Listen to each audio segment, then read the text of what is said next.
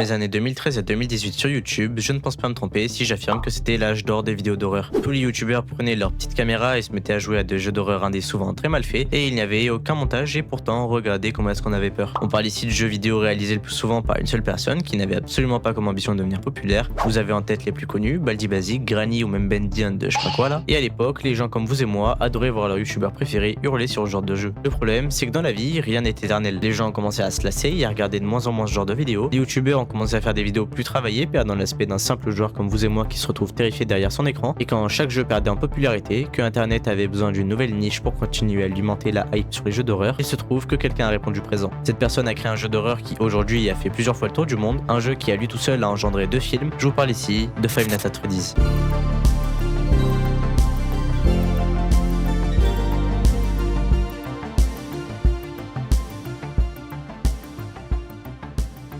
Dès sa sortie en août 2014, le jeu fait des stats impressionnantes. Il explose dans tous les pays et commence même à lancer des carrières pour certains youtubeurs. Et il faudra attendre seulement une vingtaine de jours pour qu'un groupe de rock fasse une musique complètement dédiée au premier et unique jeu de la saga à l'époque. Et devinez quoi, ça explose aussi. Tous les youtubeurs ont commencé à s'y mettre, multipliant les vidéos sur le jeu à tel point que le créateur lui-même, Scott Cawthon, croyait rêver. FNAF en 2026, c'est 11 jeux officiels, 2 films, un merchandising juste énorme et une communauté sans doute très fidèle et qu'on ne peut pas rater, croyez-moi. Mais alors, c'est quoi? Parce que oui, le jeu explose, le créateur devient riche, mais le sujet de la vidéo, c'est quand même pourquoi FNAF ne fait plus peur, non? Eh bien, pour vous l'expliquer, laissez-moi remonter au tout début. Scott Cawthon, avant FNAF, c'est un petit développeur qui kiffait faire des jeux vidéo. Il faisait notamment des jeux en rapport avec la religion chrétienne pour attirer des gens vers cette religion, mais malheureusement pour lui, aucun ne marchait suffisamment pour le faire vivre lui et sa famille. Car oui, il ne vivait pas seul. Tout va rapidement basculer en 2012 lorsque Scott sort Cheapers and Sound, un jeu avec des castors où tu dois accomplir des missions pour aider l'entreprise de ton père castor. Bref, un énième échec. Ce qui est encore plus triste car Scott avait vraiment travaillé des semaines et des semaines sur ce jeu et en plus il était tout seul.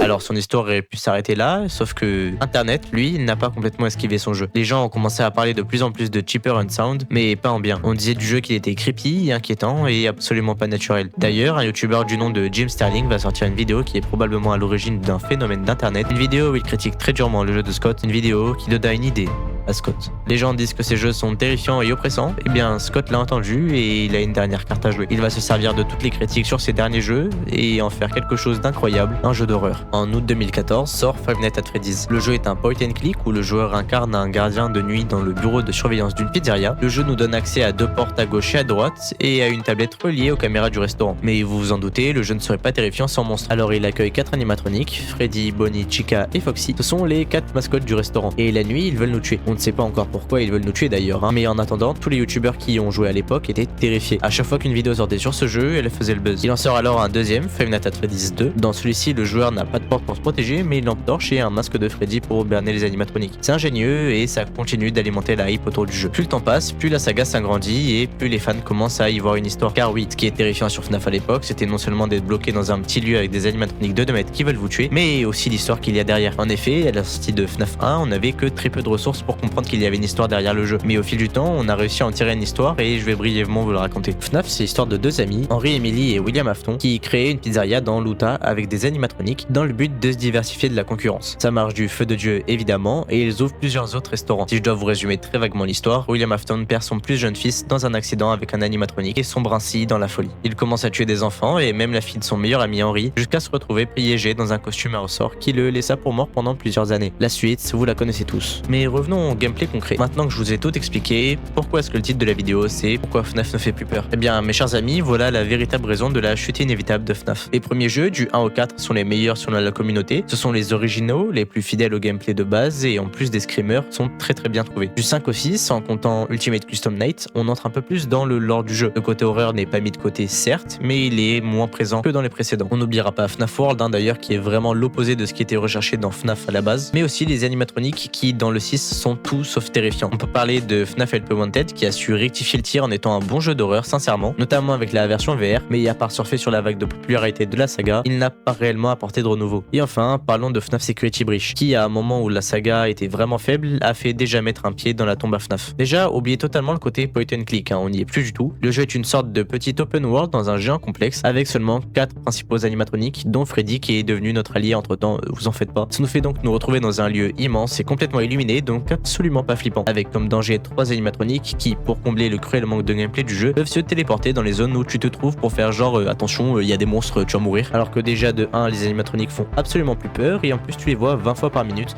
donc forcément tu commences juste à t'énerver. Personnellement, j'ai cassé mon écran. Enfin bref, je ne vais pas parler de Secret of the Mimic ou du DLC Ruin de FNAF Security Breach parce qu'ils ont eu à peu près les mêmes défauts, bien que je l'avoue, ils ont essayé de s'améliorer. Alors voilà, FNAF c'est une saga qui à son apparition a su saisir la hype de tout YouTube pour le jeu d'horreur et qui d'année en année a également construit un lore unique et passionnant pour certains. Mais comme tout, la courbe de popularité doit redescendre et au bout d'un moment, la licence a commencé à enchaîner les erreurs. Aussi minimes qu'elles soient, elles font de FNAF aujourd'hui un jeu mythique, certes, mais qui a perdu tout ce pourquoi il avait été créé, l'horreur.